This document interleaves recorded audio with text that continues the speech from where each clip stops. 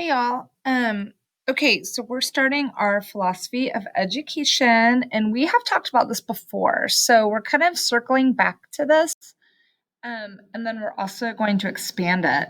So your philosophy of education is actually something you will write when you are probably a senior in college. It'll be around there. It is something that you will include in your portfolio when you go for a job. So it's really good practice to start thinking about this and working through this now. It will change as you teach, and it will evolve as you learn and have different kinds of students and all that kind of thing. But we just want to take a look at it now, and then you're going to put together a piece for your portfolio about your philosophy. So this is 3.1. When you come in to drive, it'll be in here. So the prompt is that you will provide evidence of a professional philosophy of education that includes application of. So right here, this is from the rubric. So what we're looking at are these contemporary educational theories slash latest research. All of that, I'm going to show you what it is. You actually already know this, okay? And then your own evaluation of your compatibility. So essentially, you're saying, okay, here's my philosophy. It is connected to these professional philosophies in these ways. But here's what it looks like at this point. So we do have this chart. This is from last year. You guys have this somewhere. If you can't find it, that's okay. Just come back in and look at these philosophies should ring a bell. I have still that like mural paper. If you remind me, I'll put it up so you can look at them. So we have the perennialism, essentialism, progressivism, constructivism or social reconstructed, blah, blah, blah, and behaviorism. Okay. So those are the main ones. That said, if you start Googling this, you're gonna see a lot of others, and you're gonna see a lot of like concepts and words that you're not familiar with. You don't need to go on your own time and learn all of that. You will expand what we're doing here at the college level. That's when you'll dig into some of that stuff. So do not panic and feel like you need to know all of the things, okay? You're just really developing your own ideas and what your philosophy is, and then you will match that up with some of the components of these professional philosophies that I've outlined above. Okay, also, you do not need to reference every single theory. I have in this essay, we're not writing an essay, we're doing a portfolio piece. I need to fix that. So you don't need to go and say, all these professional philosophies exist, and here's how all these fit into my philosophy, because they won't, right? So just pick a couple that reflect, you're going to have little bits and pieces of most of the philosophies as part of yours. But you do not need to spend, hours and hours trying to figure out how every single one of these professional philosophies is reflected in your own. Okay, that's not going to happen. You don't need that to happen. You do need to reference a couple. So I'm going to show you how easy this is. The first thing is there's this little graphic organizer I made. You guys, I worked really hard to make this, harder than I probably needed to, but I had to learn a lot of things here about, colors and inserting things. So, all right, here's what this essentially is. So, your philosophy of education is made up of four different things. Look, I color coded it. So, your perceptions of students, your own beliefs about teaching and learning, and I'll break this down for you in a minute, your understanding of knowledge, and determining what is worth knowing. Okay. So all of these things make up your own philosophy. So, really, and that's kind of fun to think about, like breaking this down, all four of these. Once you break down what you believe about all of that, you're actually going to have your own philosophy. Um, so I then made this for you and tried to help you kind of think through this. So you do not need to use this particular graphic organizer. I organize this because it's the way that my brain works, but I'm very aware that your brains don't necessarily work this way.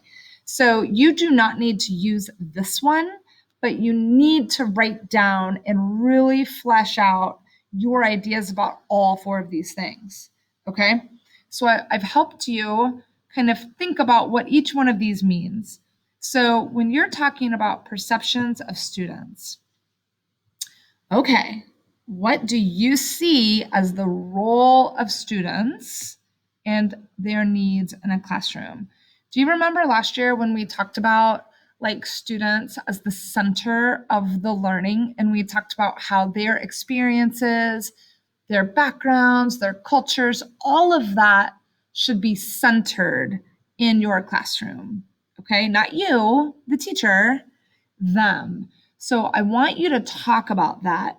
We can go back and look at all those resources that we used when we were learning about this with deficit thinking, right? Thinking that your students show up with less than what they need to be successful in your classroom. And so we can go through all of that. Okay. I can make all those resources available to you again. Actually, they probably still are, they're in Drive.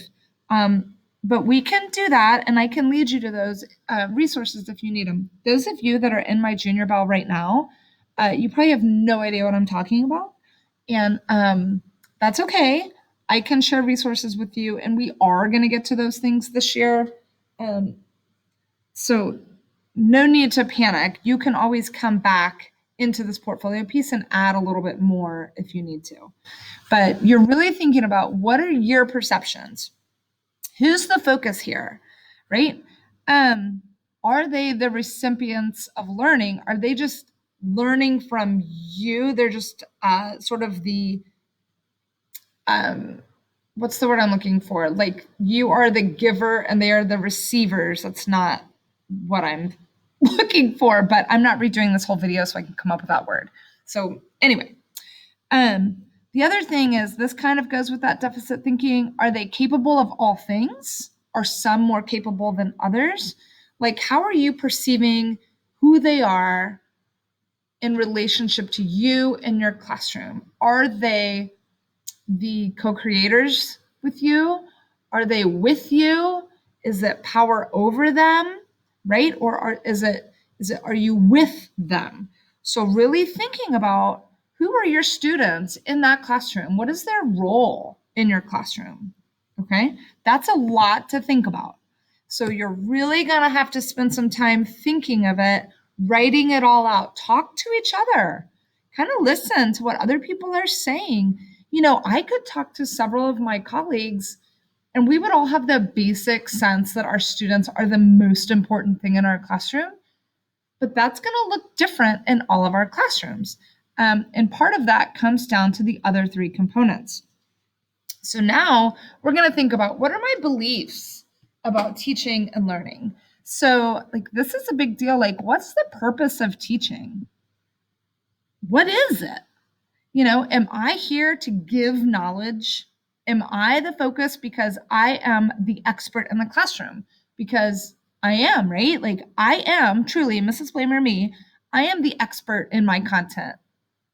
I know what I'm doing. I know what I'm talking about. So is it necessary for me to give you that information? Is it necessary for me to facilitate that learning? What's the purpose? Is my purpose for you guys to master my content? Is the purpose for me to lead you to learning? There's a lot going on in here. Like, what is teaching? Is teaching me telling you what to learn and then holding you accountable for that? Is teaching me giving you opportunities to learn with a lot of support? Is it me getting out of the way of your learning? Is it me deciding what you're learning? Right? There's so many parts of this that we really want to think through. Are you guys also the teachers? Are you co-creating the learning experience in the classroom? In other words, are you helping me like figure out what we're doing and how we're doing it? And are we driving this train together? Are we co-creating together the learning experience in the classroom? So now let's think about, okay, then what's learning? Is it centered around information? Is that what learning is? That you didn't know this and now you do? Are skills more important than content? So is the skill of learning more important than what you're learning or the skills embedded in learning, right? So I'll give you an example from my English class, let's say. Let's say we're reading Catcher in the Rye. And is it more important that you remember like what color Holden's hat is? It's red, by the way. Or is it more important for you to be able to see how a character develops and think about that in relationship to themes in the book, right? So, do I care more about the content, about those like regurgitation of information, or do I care more about the skill associated with that? So we would all very quickly go, oh, the skill. But then let's think about like, what does that actually look like? You know, sometimes the easiest thing to do is just give kids things to memorize and have them regurgitate it. So, you know, also, is that important? Yes. Okay, so none of this is like black and white. And maybe this question isn't fair. Are skills more important? Maybe the thinking of when are skills more important? When is content more important? Um, so, think about that. What are the kids learning in your class? Are we just learning academic things or are we learning character? Think about Ron Clark, and I don't know if you remember this, but it has like 55 essential rules of learning. It is like look people in the eye. They're soft skills, firm handshakes, speaking complete sentences, enjoy your life, right? Build other people up. So it's not just what are the 50 states? The rules are not like a discipline, you sit in your seat when the bell rings type thing, right? They're all the character learning. Okay, moving on. Your understanding of knowledge. Okay, now you guys, I recognize these are really hard questions. And these are questions that will evolve over time. And with learning, you don't have the answers to this right now. Okay, you don't because you've only been students. So you have ideas, but your experience is limited. So you're going off of what you know to be true in your experience and what you hope to be true in your career. So it's okay, you guys, if this is like baffling and you're like, I don't know. Just talk about it with each other. Think about classrooms that you connect with. Think about when at the end of the day, when you have your own classroom and you've got your own kids, what has to happen? What's going to happen? What role do you have? What is that classroom for? Like, it's really fun to think about. And it's actually, it's really fulfilling to think about too. It's like, you guys, this is the purpose, right? This is the higher purpose. Teaching is hard. And to say that it's just about like learning to do bulletin boards and, write tests is silly. Like your philosophy is what keeps you in the classroom and it is what drives you every single day. So this is definitely like cool stuff to think about and to come back to. I want you to enjoy doing this. Okay, so now we're talking about understanding of knowledge. So I'm not talking about do you have a degree in your content? That's not necessarily what knowledge is. So let's think about what is knowledge in your classroom? Is it something that can be tested? Sometimes, maybe. How? Are we giving tests? Are we asking kids to create and design new things? Are we asking them to have emotional intelligence? Is that what knowledge is? Knowing how to work with somebody else? Is knowledge truth? And goodness gracious, what's that? Um, what knowledge do you have and what knowledge do the kids have? What is that relationship like? Are their experiences the center of their knowledge and you need to learn from them as well?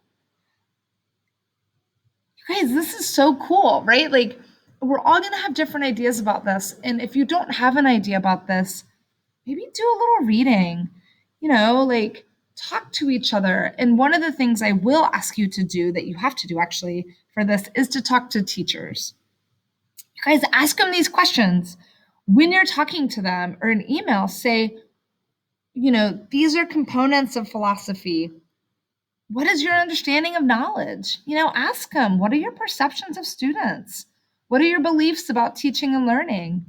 And lastly, determining what is worth knowing.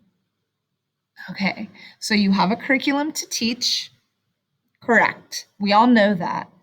But truly, you will be the deciding factor. You are the decision maker, really, in determining what is worth knowing.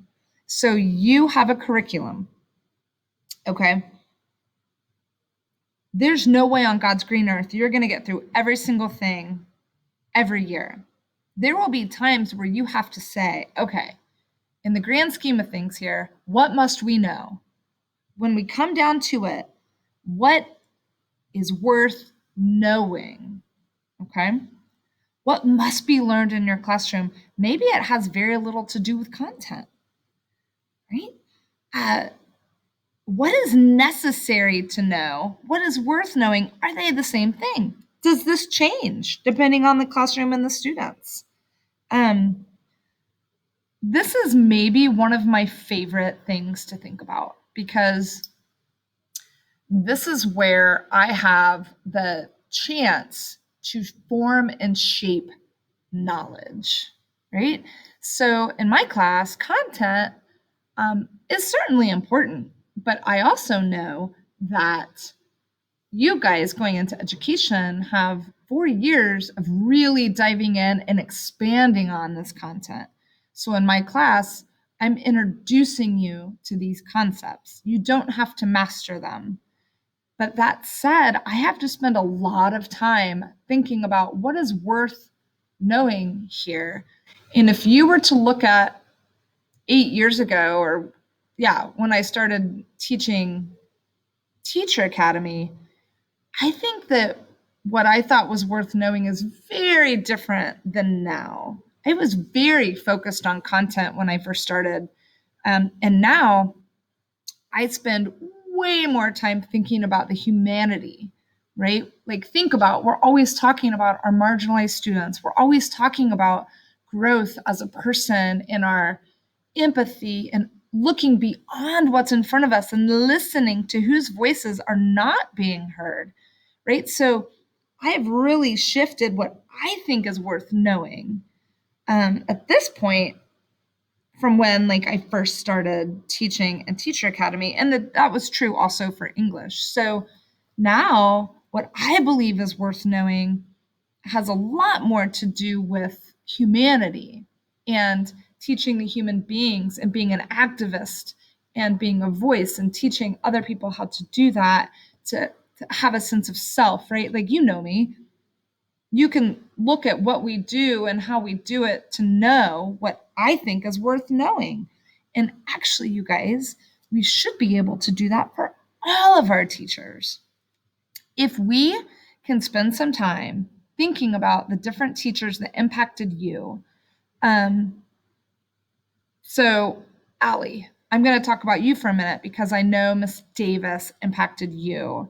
And actually, I think she impacted probably quite a few people. But if you go back and you think about these teachers that impacted you, so let's think about Miss Davis for a minute. What were her perceptions of students and how did you know that as her student? what were her beliefs about teaching and learning? And how did you know that as a student? Um, what was her understanding of knowledge? And how did you know that as a student? What did she feel was worth knowing? And how did you know that as a student? Now, first grade's a long time ago, so you might not be able to remember that. So maybe you really need to kind of think about somebody more recent. Um, a lot of you guys were so impacted by like Mr. Reed or gosh, I can't even think of all Miss Neimer. Like we've all these teachers that have had such an impact on you, or coaches even, like think about that. How did their philosophy impact you as a student? Okay. So what you're gonna do is come back in, get to that, and you're gonna talk to some teachers. Talk to teachers that you think maybe embodies or reflects some of your own ideas. Ask them about their philosophy. See if you can work some of those ideas into your own. You can use them, I should say, as evidence. Look at something they do. Look at a vision, a mission, guiding principles. Interview them. Take pictures of their classrooms if you can. Talk then about like how do you relate to that? How has that shaped or influenced your own ideas in philosophy? Um, and like I said before, if you can come back into this, you guys use this information to talk to teachers. Use these four components. Ask them, tell them that they can certainly send a video talking about this. Ask them if you can go into this could only be in the high school, but could you go into their classroom and take a video, of maybe the students as the center of learning or students as co-creators of learning in the classroom, really reach out, use the experts in their field to guide you in this. You guys are just learning, you're like the young little um grasshopper, and like you need your little mentor. What movie is that, you guys? Jiminy Cricket. I don't know what movie that is. I have no idea. One of you knows. Anyway, Kung Fu Panda, right? Like you've got like your student and the teacher, and so learn from these teachers that you have access to. um it's really cool. So anyway, like I said here, take this opportunity, showcase your voice, your vision for your own classroom, what you've learned about good teaching, and your ability to do that in the future. And as you're doing this, as you're going through your philosophies, one of the things to do when it comes back to like these professional philosophies, I have like a little summary chart here. Wow, that was crazy. This is okay. This is a little out of control. I'll just leave it be. Um, and I have some other references and charts I'll put in here too. Here's a little cartoon to kind of help you. But you're going to pull from these, right? So maybe you believe that students are co-creators of knowledge. So you're going to talk about that. And progressivism. You guys, this is out of control. Um, maybe you're going to have a lot of problem-based learning. And so constructivism is something that's important to you. Individual choice, personalized learning is so big. So anyway, you're going to just pull from these, you're going to pull from these philosophies, these professional philosophies.